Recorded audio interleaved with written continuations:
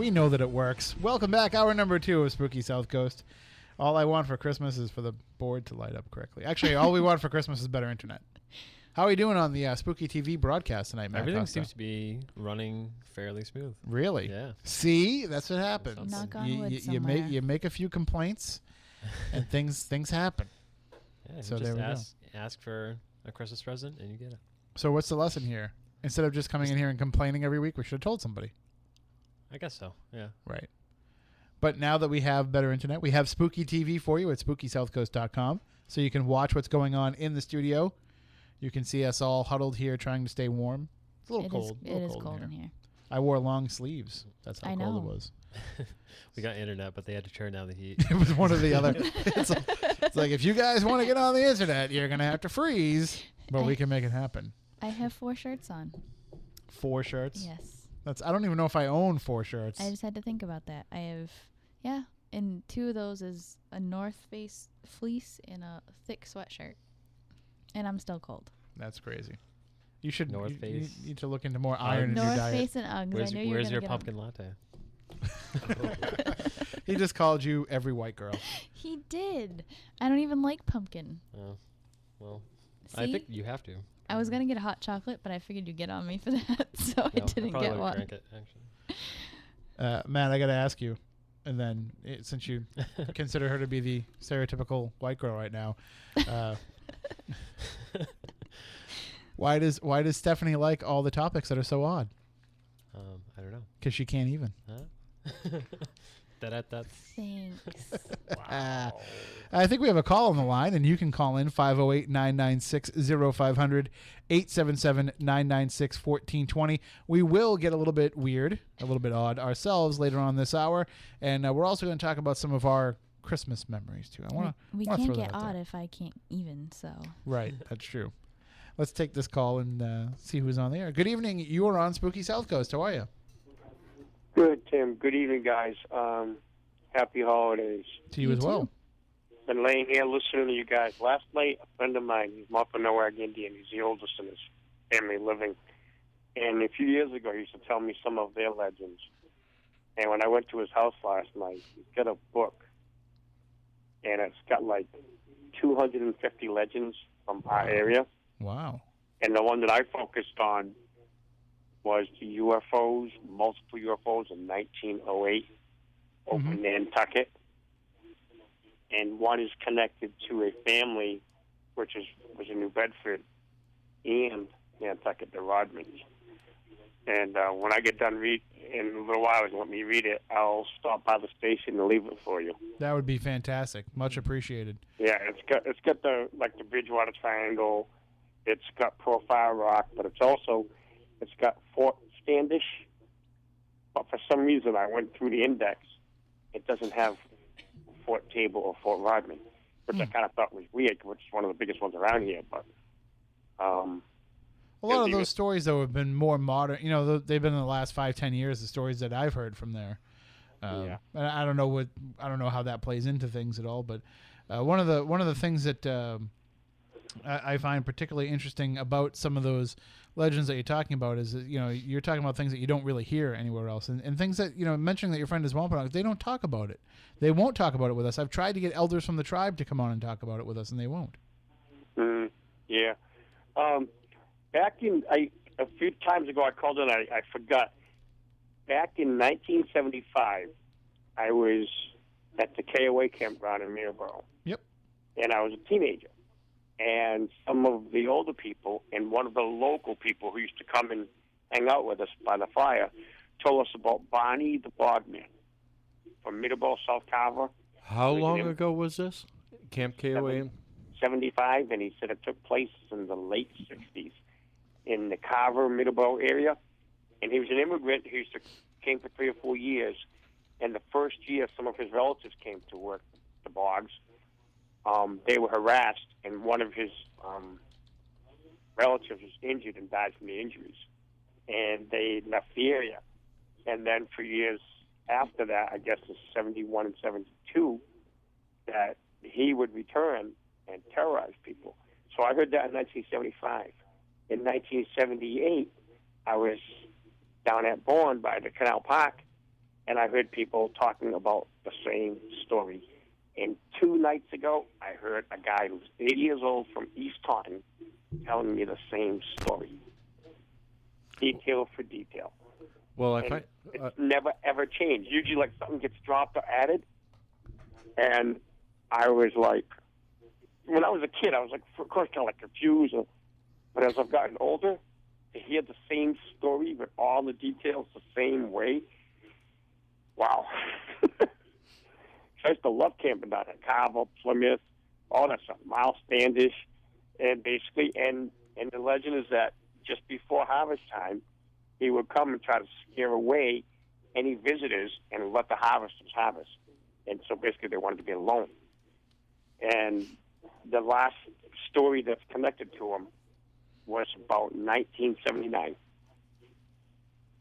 I find it interesting because my parents used to have a seasonal campground at the KOA, and that story was still related around the campfires even in the early 80s. Yeah, so you know exactly what I'm talking about. And oh, his yeah. name was Barney. It was very specific. Barney the Bogman. Yep. And the families who live in Carver and Middleborough and all that, they know about it. And some families say they had met him, and he was very peaceful and kind. He just didn't want visitors because it was visitors who attacked his family. And so it's like really wild. And it's just, so sometimes, like you say, things get taken away. But when you hear the same story over 3 generations and every word is almost the same, woof, even just telling you about it gets the hair on my neck going. But you guys have a wonderful holiday. And Tim, when I get that book and I go through it, I'll leave it at the station. Thank you so much. Bye-bye, brother. Bye-bye. All right. Happy holidays to you. You too. And, I mean, it's... Well, like I said, we were told it as kids in the campground, and we just took it as a tale to basically stay off the bogs that are around the property. Right, yeah. A lot of those tales have a morality lesson to them. Yeah. But it's not uncommon, though, to see these, as we were talking about with Sandy, these archetypal stories that travel, but to have the details be exactly the same. Usually when details tend to not waver too much, there's got to be some kind of an element of truth behind it, which makes it pretty interesting. Well, all stories and legends usually derive off of some bit of truth. Right. So. They have to have something to make, or else they wouldn't connect with people. Right. And I'm sure that there's still people today telling the stories, and there'll be people 50 years from now telling the stories. And everybody will take it and make it their own to some degree, but to have that much of it stay the same is just amazing. So, and also, you guys missed out on a call last week, Moniz and Stephanie. Matt and I got a call from a listener who works at a location in New Bedford where they want us to come and investigate because there's some activity going on, and in this area where the activity's happening, they're storing a bunch of old movie props. So, of course, Stephanie, you being able to go in there and pick up on some of the energies that might be associated with those. I'm just picturing, what kind of goofy photos we can put up on Instagram and Twitter and all that. And everybody can follow us, by the way, on Twitter and Instagram and all that stuff. So, of course, at SpookySC is the Twitter account for the entire show, but we all have our own individual Twitter. And I say all because we all do now. We're working on some technical difficulties with Moniz. But, Stephanie, you give out your Twitter. Oh, God. I think my Twitter is sburke910. Yes. Moni. I tried to change it. Costa, yours? Mine is at Smoking Monkeys with 2 E's and a Z. So Smoking, Monkeez, because he didn't want to get sued by the band. Yep. And Moniz, yours? Do you remember? No. Matt Moniz, SSC. Right. At Matt Moniz, SSC. And, of course, I'm at Tim Weisberg. So you can follow all of us each individually. That'd be a great gift for us for Christmas, for you to tweet back and forth with us. Let us know that you're listening, where you listen from.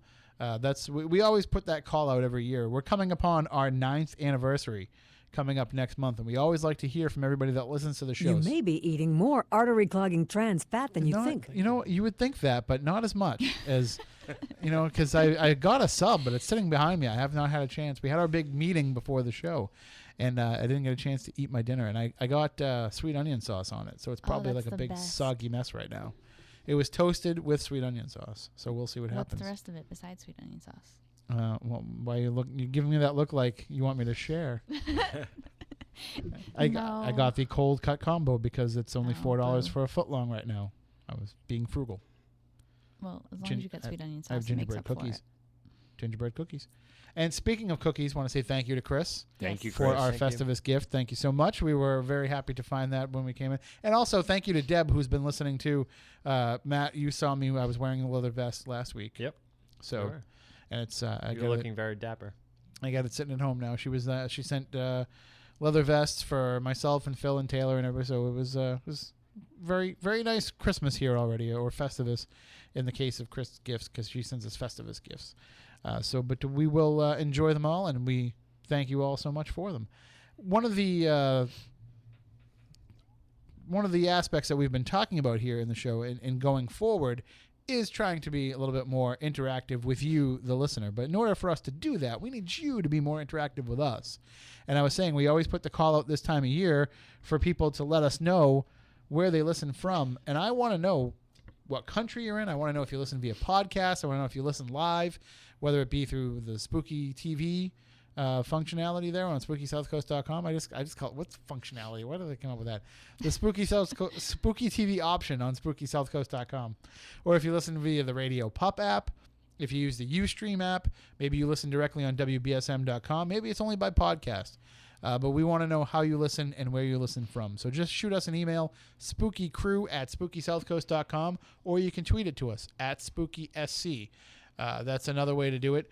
And one of the cool parts about it, being more interactive on social media, is we can see them as they're happening. So tweet us with Spooky Live, #SpookyLive, anytime during the show, and we'll be able to see them pop up both in the in the Twitter feeds of our own Twitter accounts, and also on Spooky TV at SpookySouthcoast.com. We have a little box right there that grabs them all and puts them all there. So, and if you want to call us too, that's always welcome. 508-996-0500, 877-996-1420, and we have a call on the line. So let's go to that. Good evening. You're on Spooky South Coast. Hi, I was the guy that called about that factory. Yes. Did you hear anything more about it? No, actually, I haven't asked because I just heard you say about putting goofy photos up. I'm only kidding. I was being facetious. I took you people seriously. No, we are serious. I'm just being facetious. I was using that as an opportunity to plug our social media accounts. Okay. We would never be disrespectful like that. I've been sick, actually, so I haven't been going in. Oh, sorry to hear that. Well, hopefully... it was just the way I caught it. I was like, put up goofy photos. No. That's the thing, is you can take us seriously as investigators, but you really can't take us too seriously when we're on the radio, because we try to have fun with the topic. Because our theory is if we take it too seriously, we're going to come across sounding crazy. And if we don't take it seriously enough, we're going to come across as just joking around. So we try to keep a balance. It's strictly you people that I want to come in, nobody else. Well, we appreciate that. We appreciate that faith in us, and we will make sure that we don't do anything to make you sorry for it. Are you going to come in with us? Well, I hope so. Either me or the owner. Definitely. We definitely would want somebody to be there, and especially somebody who can tell us about some of the reports that have been going on, too. Yeah, because a lot of times I'm up on that floor by myself.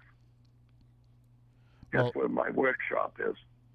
Well, when you feel better and when things are going better for you health-wise, you just find out a little more information, and you can let us know here at the station. Like I said, excuse me, I'll call into the station. All right, sounds good. Thanks. Thank you, and happy holidays. 508-996-0500, 877-996-1420 are the numbers if you would like to call in and discuss anything with us. We were talking, of course, in the first hour with our guest, S.E. Schlosser, about Christmas legends, and we all have our own traditions that we follow for Christmas. And I just want to ask you guys, if you had in your family growing up, or maybe now, if there was any kind of tradition that you had that other people might think is a little bit different or a little bit out there. Stephanie, anything in your family that, other families would look at that and say, like, really? You do that for Christmas? I don't think so. I did the traditional, go to church on Christmas Eve, go to the grandparents' house, family kind of sit around, things like that. But I'm trying to think. I don't think there's anything weird. I mean, we had an annual Christmas party. That was normal. Mm-hmm. Matt, you don't do anything conventional anyway. No. So, but was there any So traditions that you everything- had? The only thing we ever really did was we got to open the one gift before Christmas. On Christmas Eve, you got See, to now open, that's you got weird to open me. we could got like a small gift to tide us over. Mm-hmm. So we could go to bed and not just think about it all night.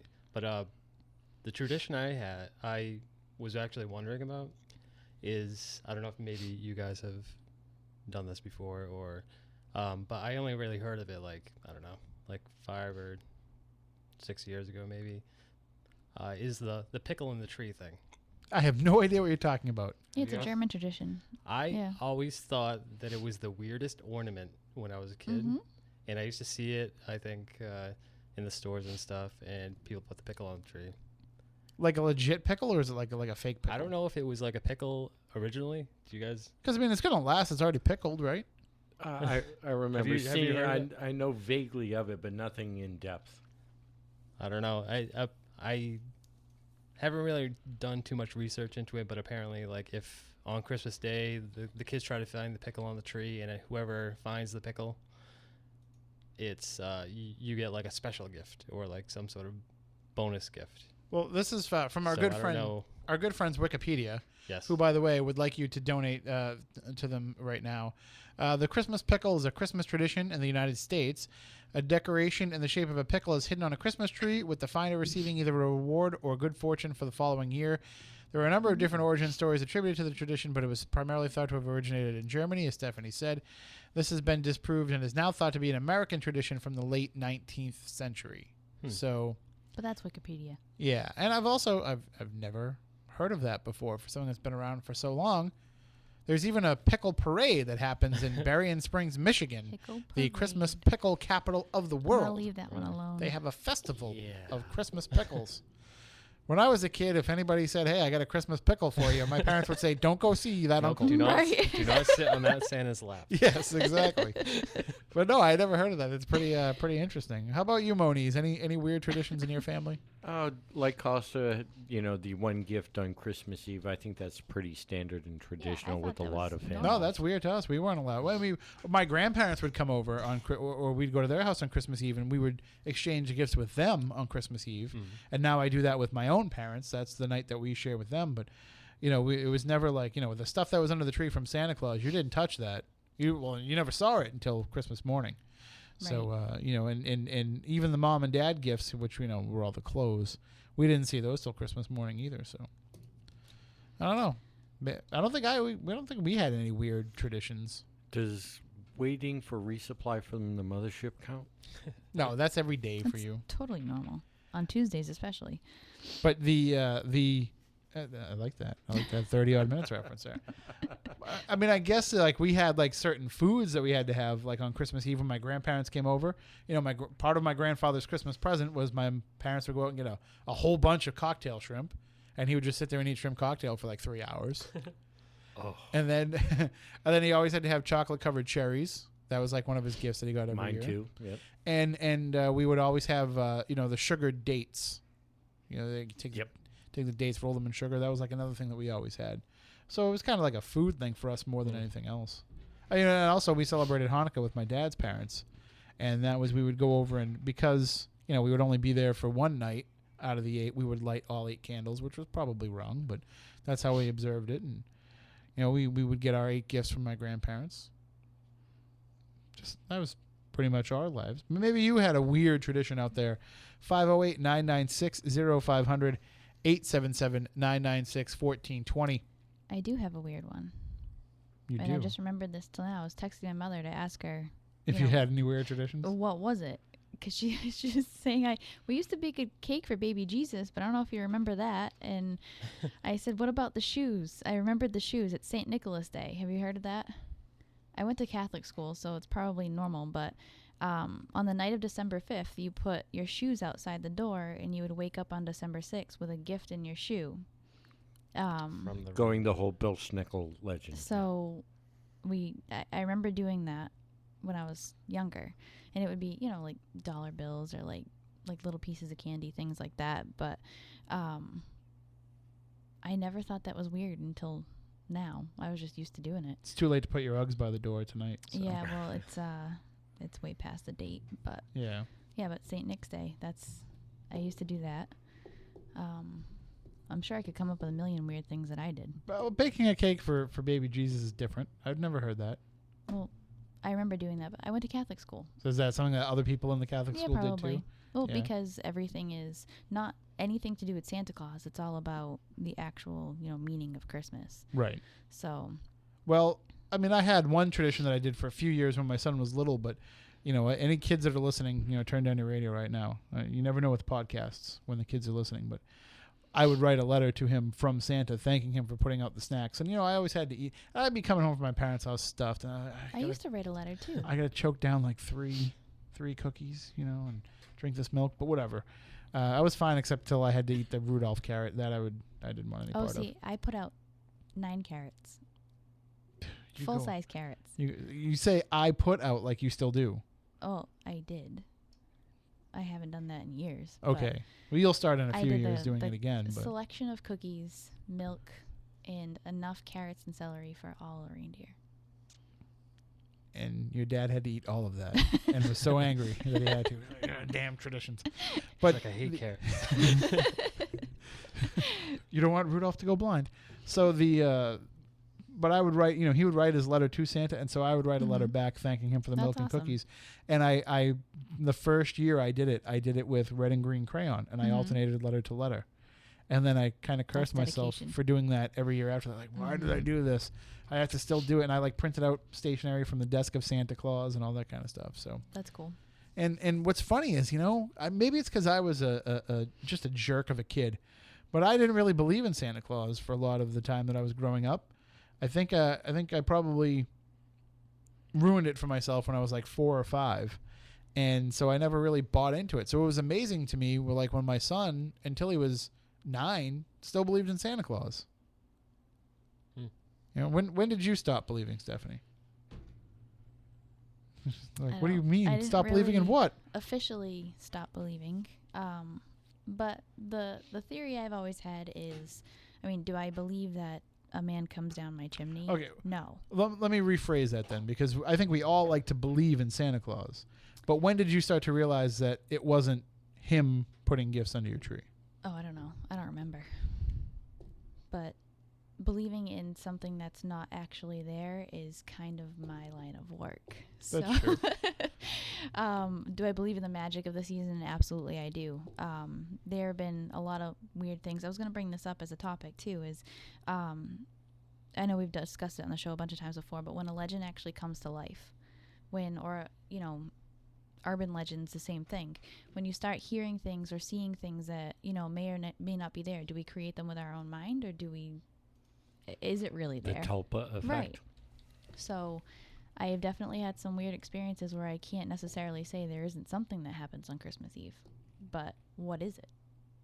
And if you, along the same lines, if you Google Jeff Belanger's piece, Santa Claus is a Legend, Not a Lie, it's along the same lines, and you can kind of get his take on that. And I would read it here on the air, but I don't want to do so without his permission. Yeah, and I wouldn't want to do it.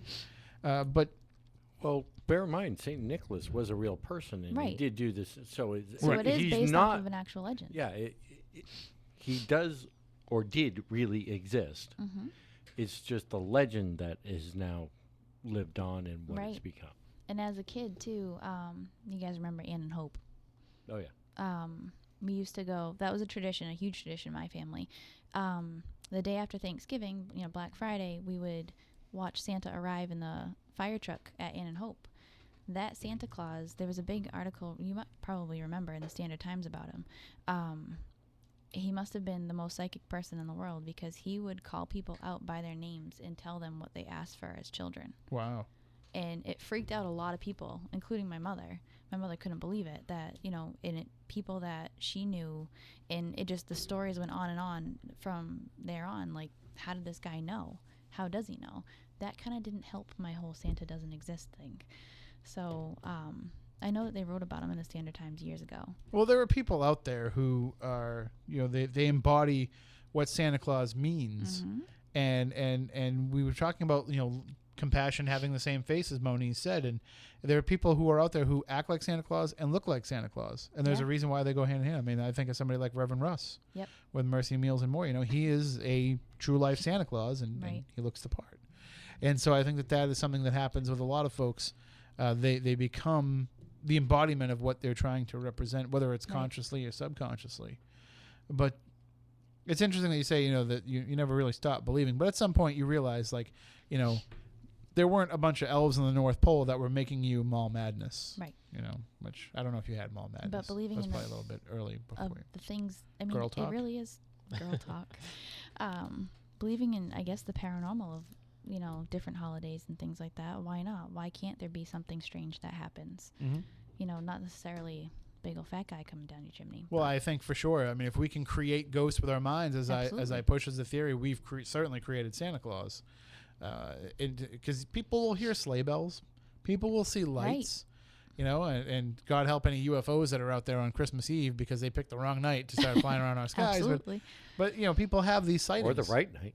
That's true too. Mm-hmm. So I mean, normally, who's coming down the chimney? Oh, it's just a gray. Don't worry about it. They're coming to leave us a present. House. No, they're coming to take you away. No, don't look at me.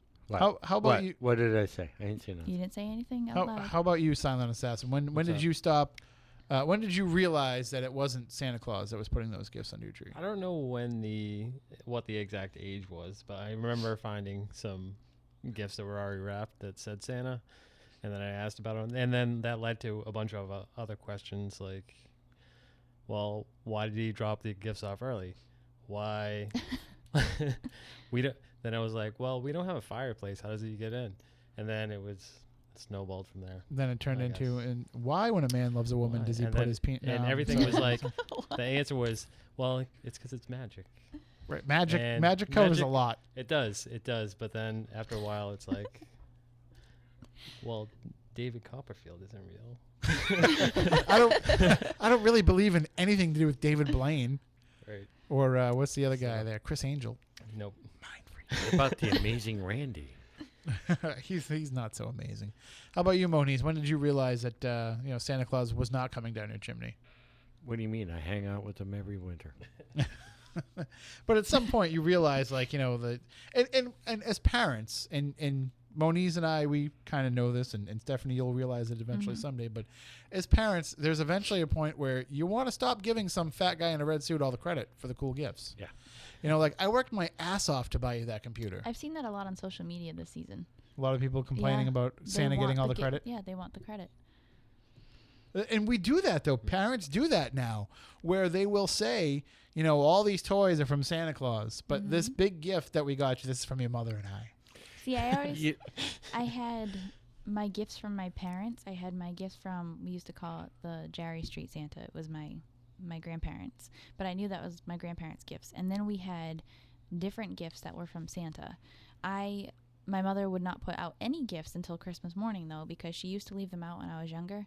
And you were a peeker? No, I would walk over to them. It's actually on VHS. I would grab the gift and say, Mama, thank you so much for this. And I tell her exactly what was in each and every box. And you can hear her on the tape going, oh, look, Steven, she knows what this one is, too. So my gifts weren't allowed to be under the tree anymore. And my brothers weren't either, because they left my brothers out. And I would tell him, oh, Matthew, you have Legos in here. You have this or you have that. And I was in big trouble, so. Yeah, you're actually going to be my favorite person to give a gift to, because it means I don't have to wrap it. Right. What's the point? Well, everybody says that. There's no point in surprising you, so here you go. So I'll just give it to you in the bag from the store. Right. Keep in mind I didn't get you anything, so. I know. The whole story is a moot point. Sorry. Thanks. Go ahead, Moniz. Yeah, there's something that's been taken up over the past year or two that I saw that I actually like and agree with. And because everybody has such a different economic background, that there's been a trend lately to only give one or two items, quote unquote, from Santa, and all the larger items from themselves, because it's not fair to other kids that don't have, their parents don't have enough money. It's like, why does Billy get 15 presents from Santa and I can only get 2 or 3? Right. So You get that socks from Santa. One kid gets socks from Santa, the other gets a PlayStation 4. yeah. Right. And you're like, was I really that bad? And was he really that much better than me? And it's become the trend to, or starting to, and I agree with that trend. One or two small items from Santa, and then that way nobody feels, gypped in a sense. Yeah, but at the same time, if a kid says, my mommy and daddy bought me the PlayStation 4 and my mommy and daddy bought me the socks, it's the same effect. But at least then there's a differentiation between the two. Right. And kids have an awareness of, this kid's parents have more money than mine. Right. But to say that Santa Claus loves everybody equally, but Santa Claus didn't love you enough to give you the same thing he gave this guy. The feeling inside that child feels is no different, no matter who gives the Yeah, gift. but he's not. But he knows it's. Let's call it an earthly reason. It's not. I don't think kids understand that, though. I get what you're trying to say, but the kid's gonna hurt no matter what. It's still gonna be a crappy feeling to know that you didn't get what your friends got. Yeah, but he Think knows about his being a friends 5-year-old. got it from his parents, and that happens in their And everyday lives. it's easier. Yeah, it's but- easier to. I mean, I guess it's easier to feel the disappointment, knowing that it comes from your parents, than to have the disappointment of being from Santa Claus. It really. I mean, not to belittle it at all, belittle people's religion or not, but it'd be like somebody telling you Jesus loves all of us, but he loves you more. You know what I mean? Like People do that all the time. you can't. Yeah, I know.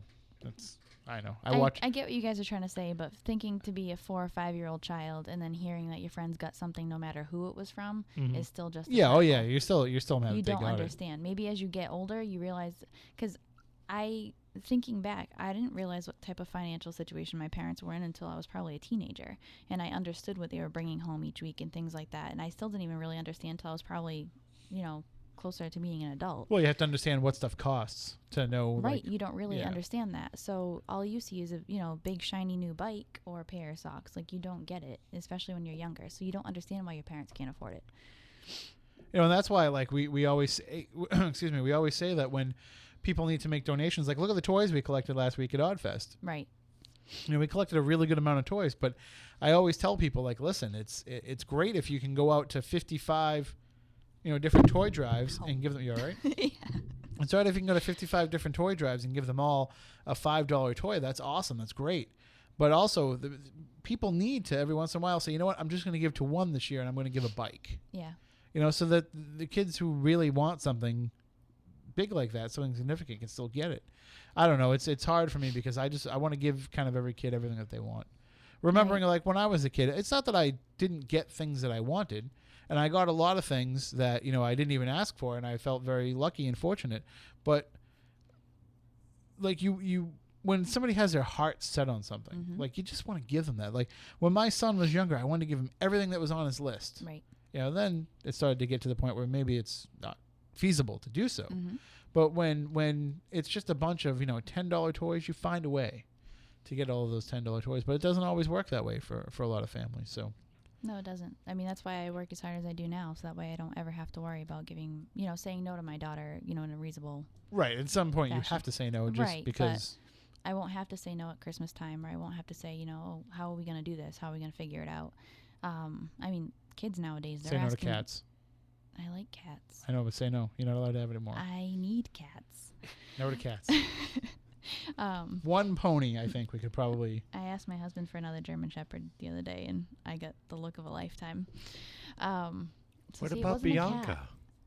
He said. She's fine. He said. I can't get another Bianca. She'll be mad about He that. said we can't have more German Shepherds than Germany actually has. So that would not work. I was just gonna say something, and I got distracted by the cats. Well. Kids nowadays are asking for crazy things. Right. Like, my good friends are getting their daughter, their toddler, an iPad.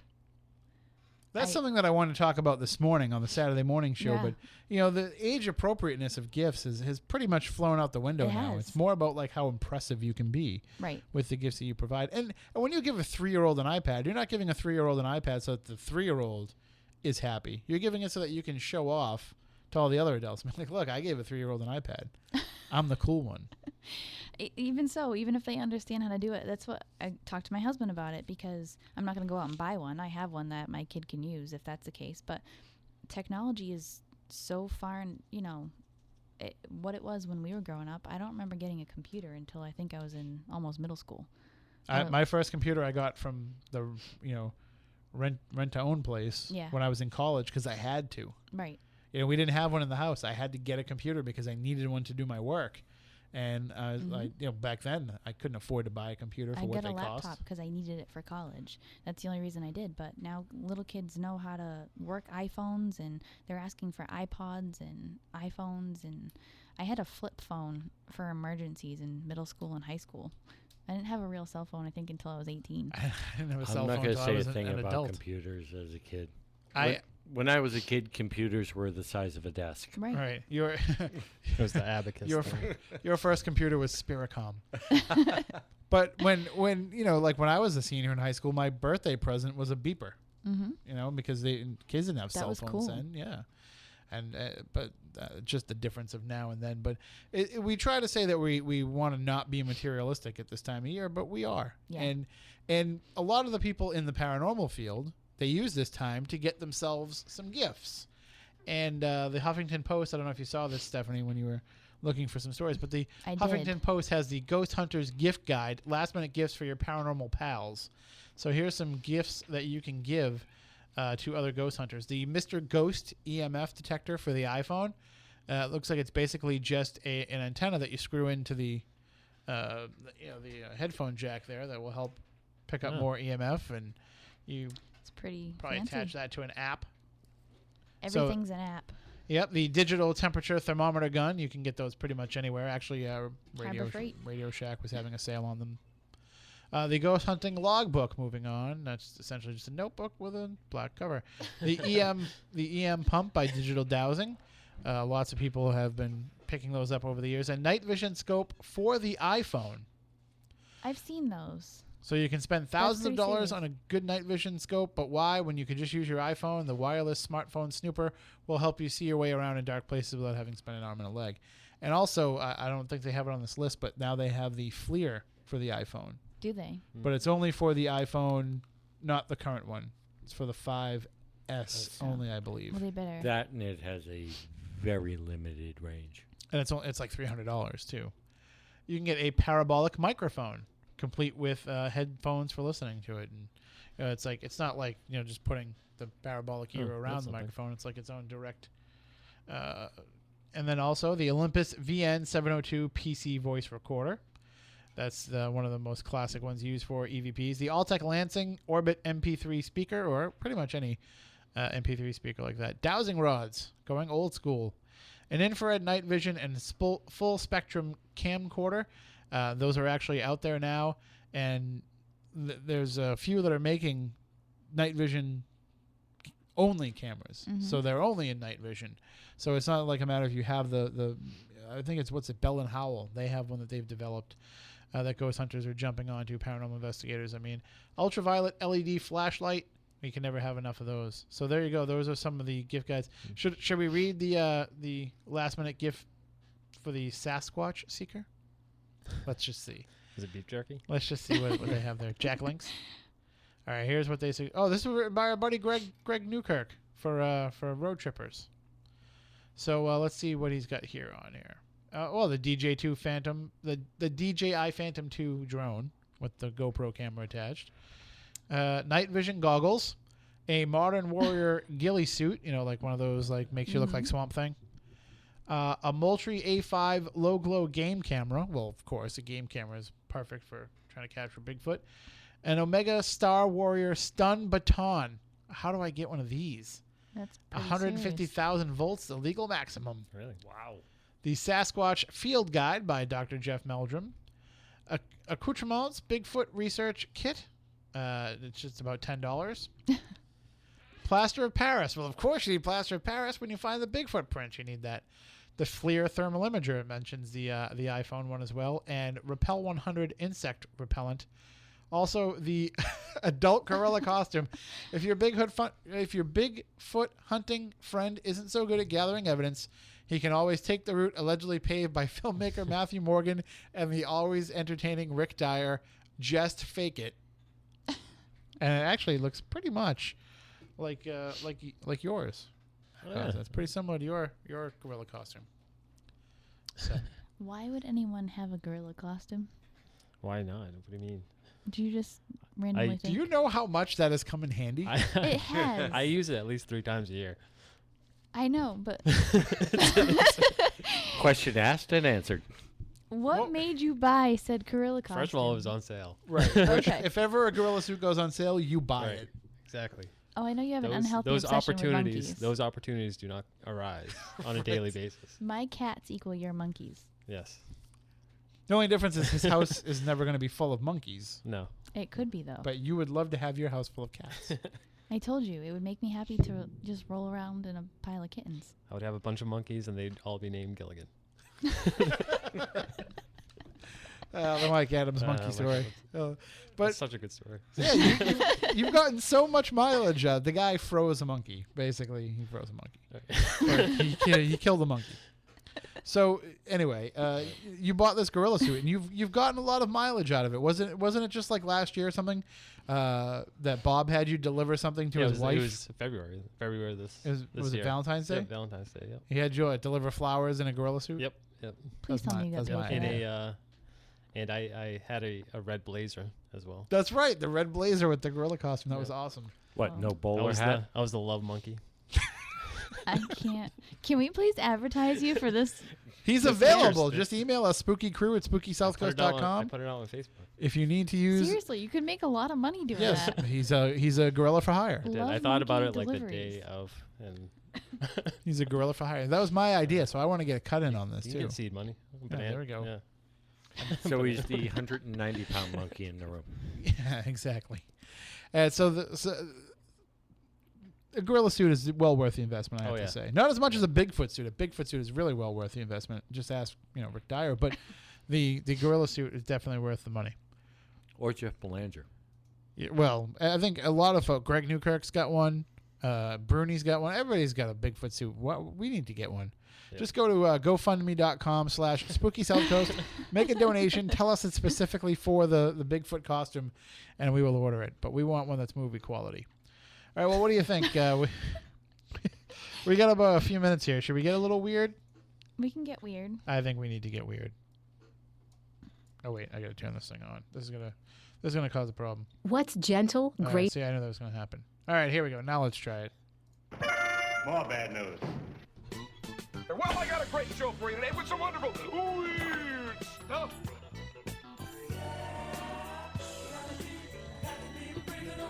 I feel so very weird.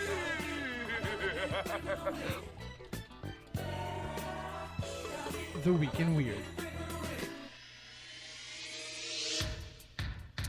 All right. First up, we have Google Earth spots a sea monster in New Zealand. Have you guys seen this yet? Google Earth? Yeah, I've seen it. No. Google Earth. The sea monster. I have not seen the sea monster. Did you say yes, Monies? No, I did not. Oh no, I made something bad happen on my phone. Uh-oh. Okay. So There goes this segment. an engineer actually was looking at Google Earth and saw a big mass in the bay off of New Zealand's North Island. I want to make sure I got that right. They think it's a sea monster. Other people are saying it's a floating tree trunk. Some people are saying that it's a boat because it could look like a boat, but other people are arguing there's no white wake, so there's really no actual evidence. Could to be a prove. giant turd. It could be anything, but Baby some- Ruth. some people are saying it could be a glitch on the actual. That's what they always say about the weird things that are spotted on. And Google Earth is great. If you go and search like some of the weird stuff that's been seen on Google Earth, there's like people dumping bodies into the. Oh yeah, because you great. don't know what it's gonna catch, when it's gonna catch it. And now that they're using the drones, they're everywhere. Right. So, I think that one's pretty interesting. We should look into that one a little bit further. I'm going with giant turd, which is still just as weird. Or it could be a sea monster. Yeah, that's possible. It's actually not the first reports that have happened off the coast of Australia and New Zealand, so it's very possible. So next up we have really weird. Eccentric multimillionaire urinated on candy at CVS. A New York multimillionaire is guilty of dropping his pants and peeing on a candy aisle in a CVS pharmacy.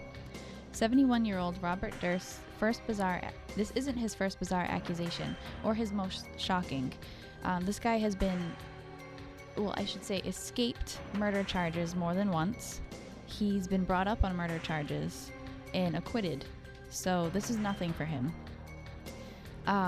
He comes from a line of wealthy family members who own real estate in Manhattan. He went to CVS to pick up a prescription and decided to pee all over the register, and then pee all over the store, and then pee in the candy aisle on the candy. So they did report that he wasn't arguing with anyone and he didn't seem agitated. He just picked up his prescription and peed. And the quote actually says, "He just peed on the candy. Skittles, I think." Taste that rainbow. A skittle piddle. Right. So, he's actually a suspect in the disappearance of his first wife as well. This guy is not wrapped tight, but definitely makes for an interesting story. Of course, you know what happened. What's that? After the guy pees all over CVS, the cops showed up. And what'd they tell him? What did they tell him? You're in trouble. It must have All right. Well, And, let's see. You got another story? I got one more story. Okay. Quick. This is We a got quick like 2 one. minutes, so.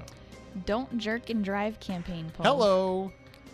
Jerking isn't a joke and they know it. Unfortunately for the South Dakota Office of Highway Safety, some people think that their new safe driving campaign around the slogan, "Don't jerk and drive," was a bad idea.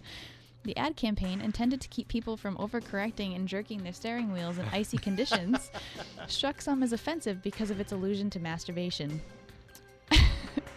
The Highway Safety Office is insisting that it's intentionally inserted into the campaign to get people's attention. Sure. Other people are arguing that they decided to pull the ad because it wasn't supposed to be there. But either way, nobody likes a jerker. It's not as blatant as their other campaign. Don't autoerotic asphyxiate and drive. So watch out there, Matt Costa. No Carradine chokeholds. No, while none you're of those. driving. All right, one real quick final story for you Too because soon. I think we could all use one of these around here. From Apple's forthcoming smartwatch to the Fitbit, there's fierce competition to get consumers hooked on wearable devices.